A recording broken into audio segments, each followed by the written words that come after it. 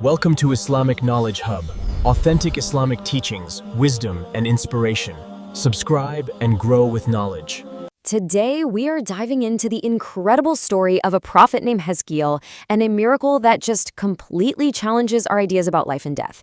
We're talking about an entire nation brought back from the grave. So how on earth did this happen? Let's find out. Our story kicks off with a massive, dramatic choice. Just try to picture this. An entire community, thousands of people, running for their lives. They were convinced they were escaping certain death. But what they actually ran towards? Well, that was something else entirely. So what were they so afraid of? Here's the situation. The people of Bani Israel had received a divine command to get ready for battle, but they were absolutely paralyzed by the fear of dying. So they made a choice that would change everything.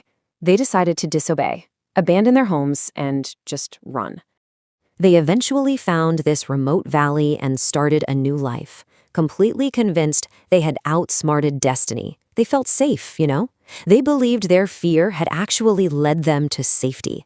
But the reality was, they had just turned their backs on a command from God.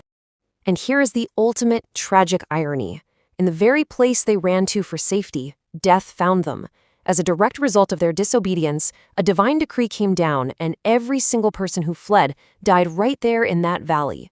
The very fate they were running from had caught up to them. But hold on, because this valley of death isn't the end of the story, not by a long shot. In fact, it's the beginning of the miracle. Years later, a prophet happens to pass through, and his compassion sets in motion something truly extraordinary. So here's how it all went down. This prophet, Hzekiel, is passing through the valley and discovers the remains of his entire nation. Can you even imagine the sorrow he must have felt? Just overwhelmed with compassion, he prays to God to give his people a second chance. And his prayer is answered. In this absolutely breathtaking display of divine power, thousands of people are resurrected, brought back to life right then and there. Now, this incredible event isn't just some old story passed down through generations. It's so significant that it's actually recorded in the Quran.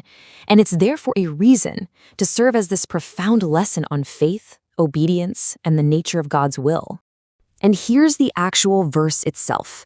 It directly references this event, capturing the whole story in just a few powerful lines. It asks us to really think about those who ran from death only to meet it, and were then brought back to life as a sign of God's power. But it ends with this really crucial point, that even after witnessing a miracle like that, most people remain ungrateful. So who was this man at the center of this incredible miracle? Well, the prophet's name was Hzekiel, but he was also known by another, more personal title, Ibn-ul-Ajooz. His name, Hzekiel, is fascinating in itself. It means power of God. How fitting is that for a prophet who witnessed such a profound miracle? He was a guide for the children of Israel, carrying on the prophetic mission after the time of Prophet Musa, or Moses. And just to place him in history for you, his time as a prophet was roughly from 554 to 518 BCE. This was all happening during the reign of Jehoiachin, a king of Judah. So this helps ground his story not just in scripture, but in a specific period of human history. And that nickname, Ibn-ul-Ajooz, has a really personal story behind it. His father had passed away when he was young, and his mother was very old when his mission as a prophet began. In recognition of the way he cared for her, his community affectionately called him the son of the old woman. But you know, his legacy is about so much more than just this one mind-blowing miracle. Prophet Hzekiel dedicated his whole life to his people, and he left behind an enduring impact that we can still learn from today. So, what was his mission all about? Well, a few key things. He provided both spiritual and practical guidance to his people, and he never stopped preaching the divine message. And this is a big one. He also gave the good news of the final prophet, Prophet Muhammad, peace be upon him, who would come centuries later. His journey eventually came to an end in Babylon, and his final resting place is believed to be in Kufa. When you take a step back and look at this whole story, it leaves you with a really profound question. It's this powerful narrative about fate and free will and divine mercy. And it really forces us to ask, what is the true relationship between what is destined for us and the choices we make every single day?